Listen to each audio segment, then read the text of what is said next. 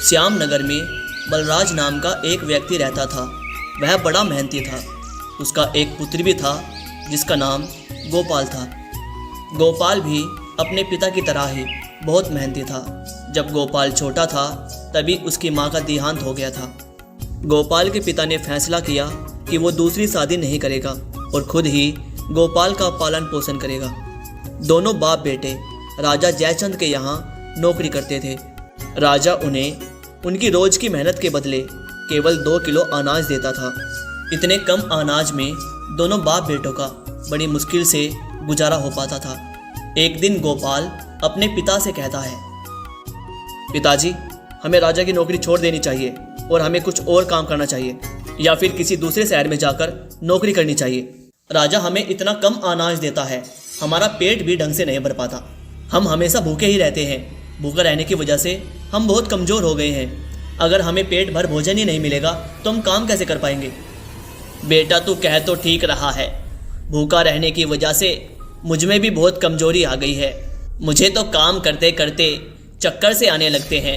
कभी कभी तो सब कुछ धुंधला सा दिखाई देता है।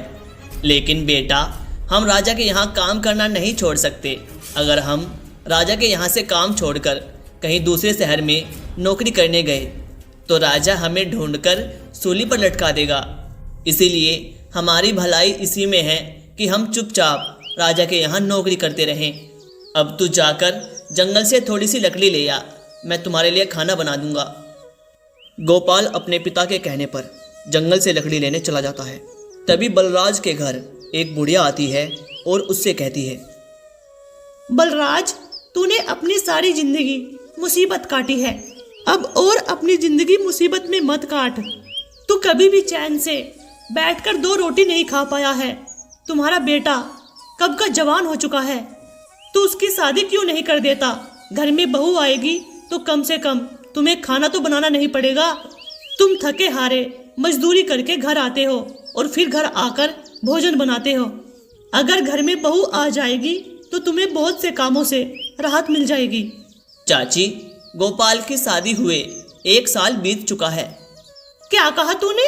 गोपाल की शादी को 1 साल हो चुका है, लेकिन तूने कभी इसके बारे में किसी को बताया क्यों नहीं?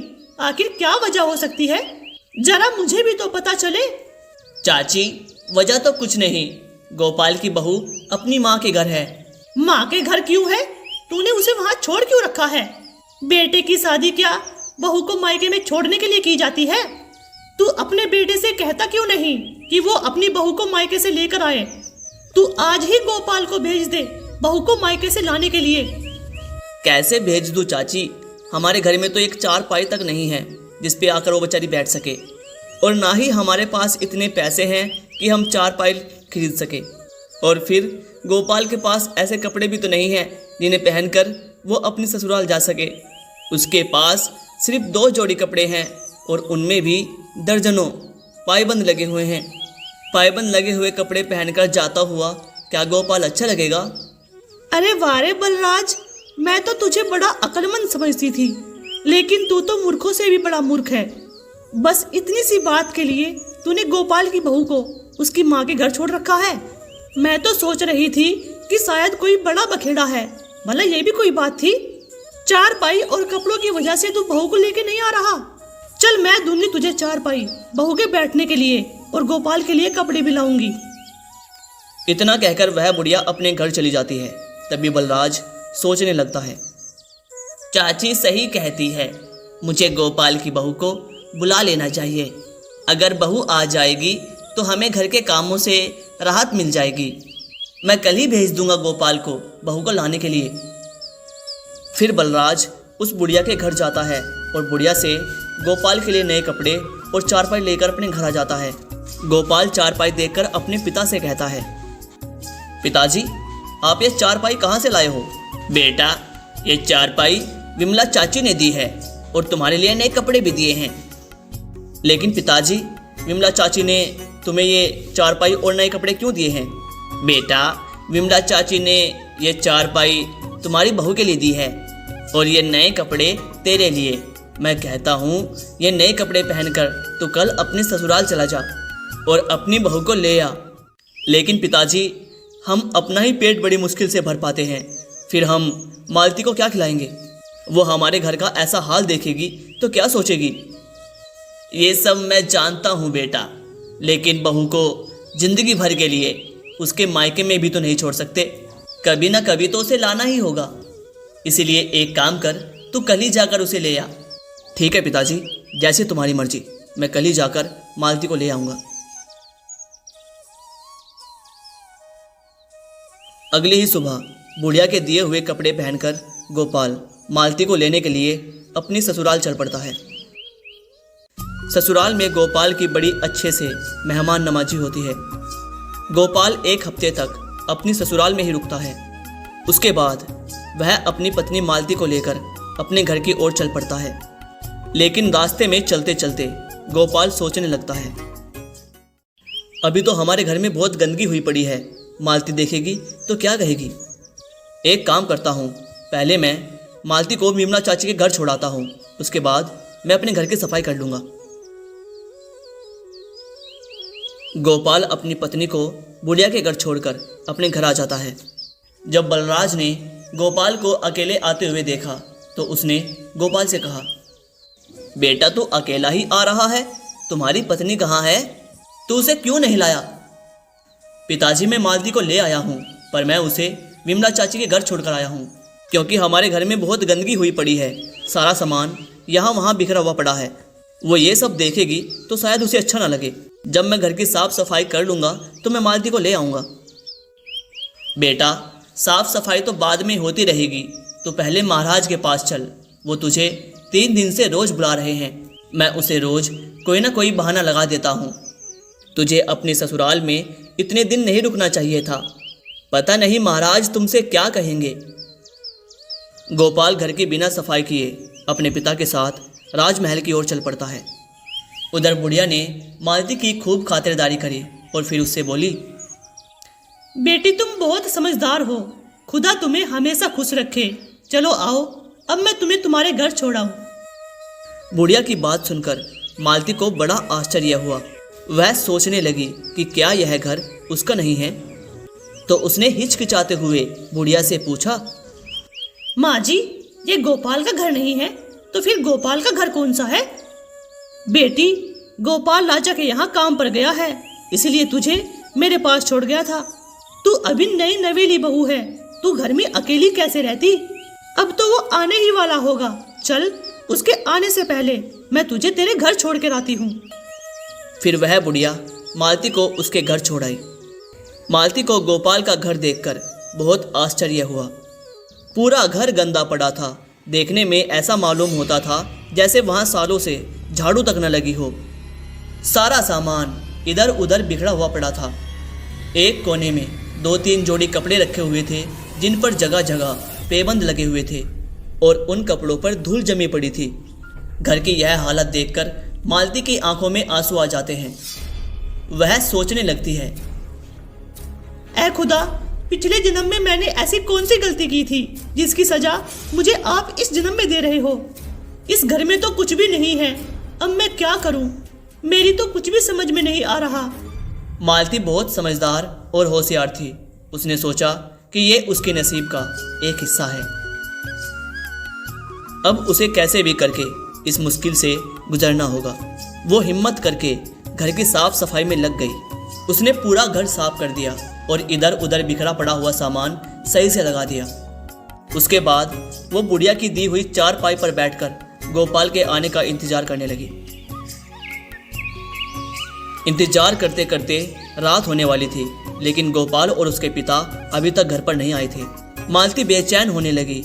इतना बड़ा घर और वो घर पर अकेली। उसका दिल घबराने लगा कि कहीं कोई गैर मर्द आकर उसके साथ कुछ गलत ना कर दे। उसके दिमाग में तरह तरह के ख्याल आने लगते हैं और इतने में ही गोपाल और उसके पिता हाथ में अनाज का थैला लिए अपने घर आ जाते हैं। घर आकर उन्होंने देखा कि उनके घर का नक्शा ही बदल गया था। जो घर हमेशा कूड़े का ढेर बना रहता था, आज वो हीरे की तरह चमक रहा था। ये सब देखकर दोनों बाप बेटे बहुत खुश हुए। फिर गोपाल ने वह 2 किलो अनाज जो उन्हें राजा देता था, गोपाल ने अपनी पत्नी को दे दिया और फिर बोला, लो इसे पका लो, मालती को 3 लोगों के लिए इतना कम अनाज देखकर बहुत आश्चर्य हुआ।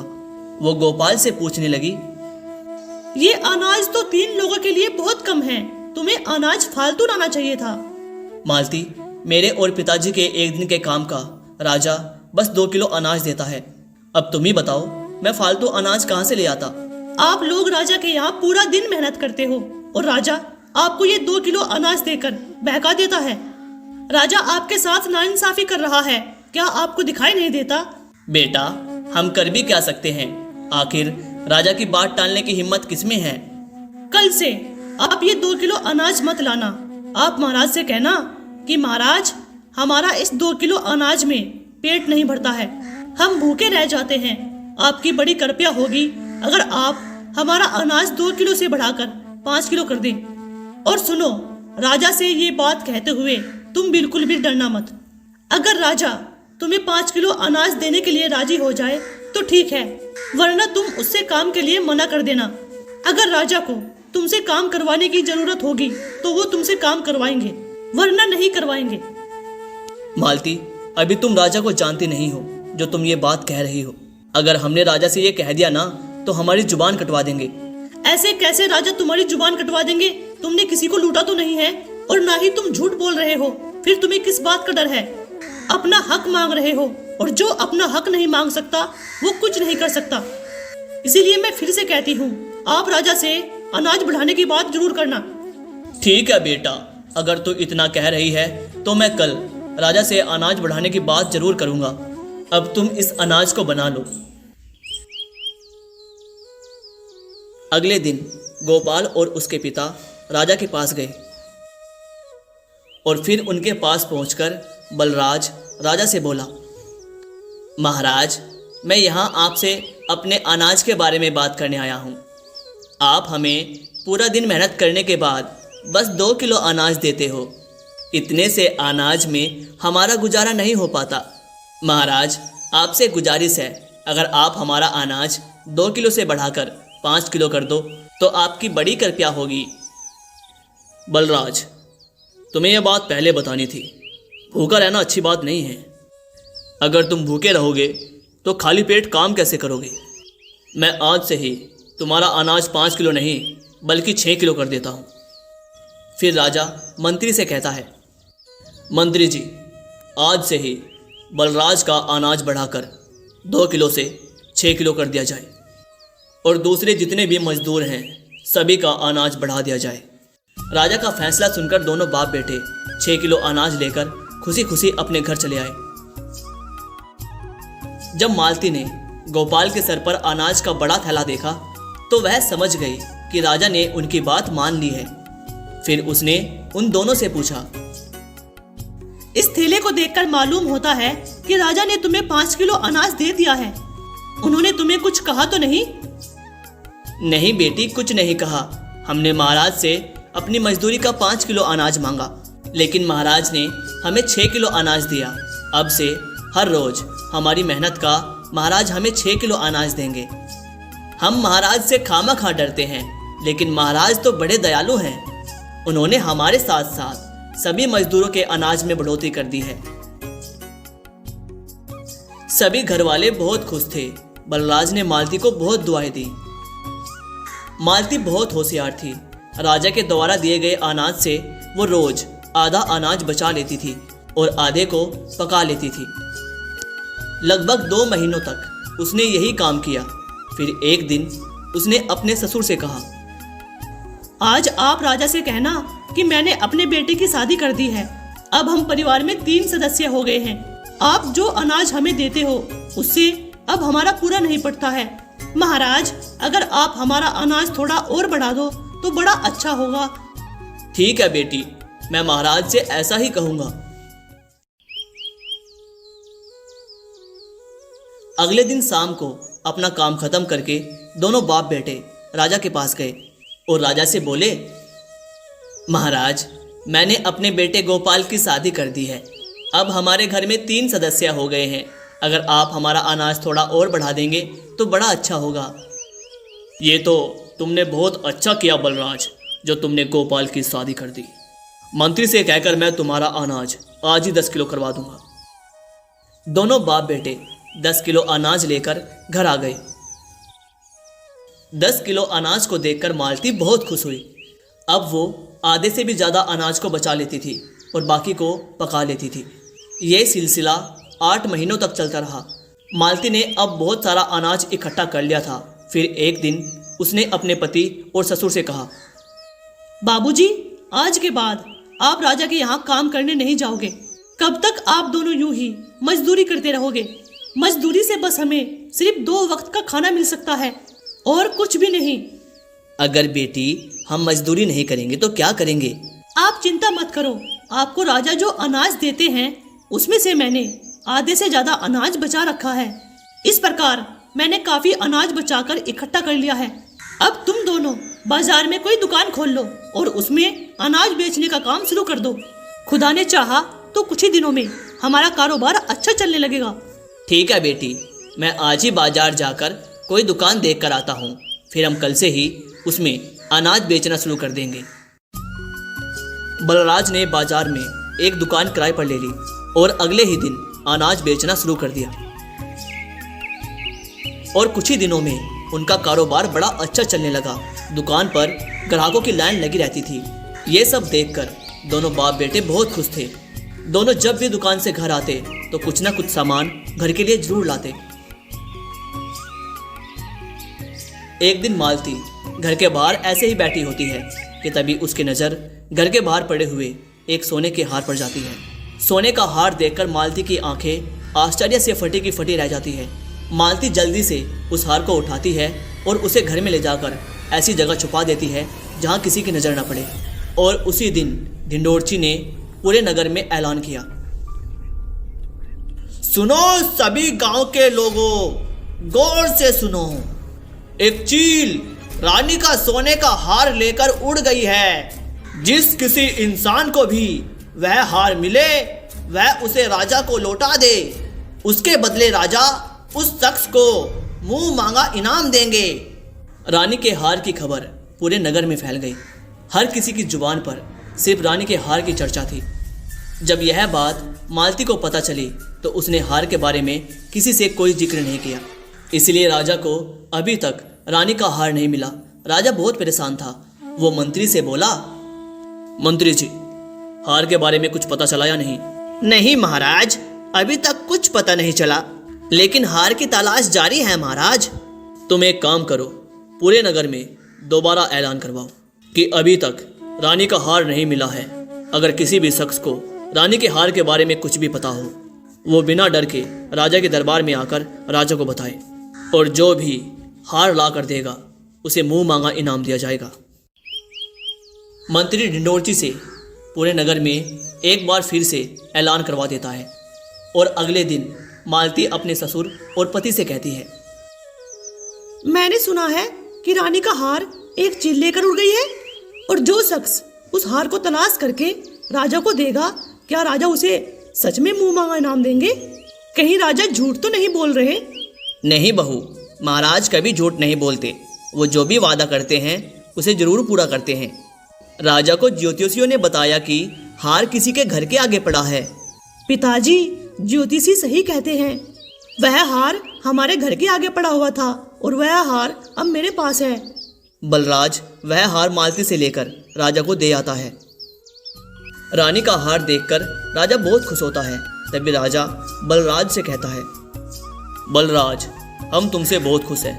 शर्त के मुताबिक अब तुम हमसे जो मांगना चाहते हो मांग सकते हो। हम तुम्हें कुछ भी मना नहीं करेंगे।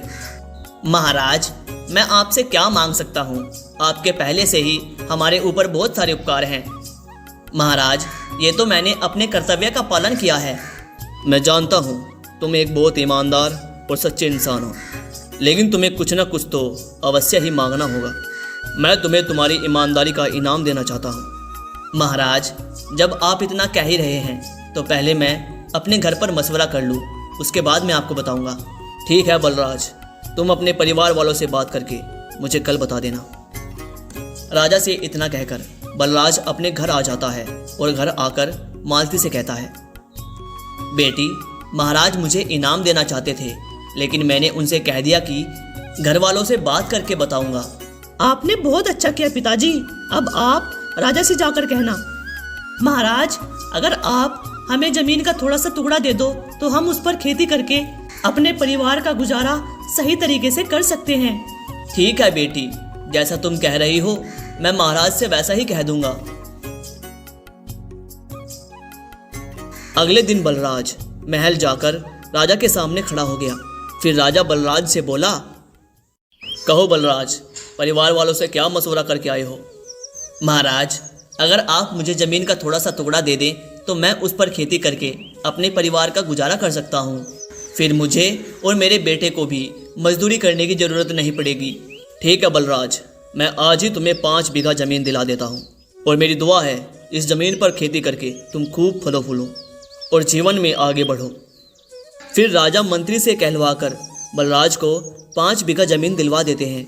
अब बलराज दिन रात खेत पर मेहनत करता है और गोपाल दुकान का काम संभालता है और कुछ ही दिनों में वो बहुत मालदार हो जाते हैं। और फिर गोपाल एक बहुत ही शानदार घर खरीद लेता है। अब उनके घर में किसी भी चीज़ की कमी नहीं थी। इस प्रकार गोपाल की बहू की समझदारी और चालाकी से उनके गरीबी के दिन कुछ ही दिनों में अमीरी में बदल गए।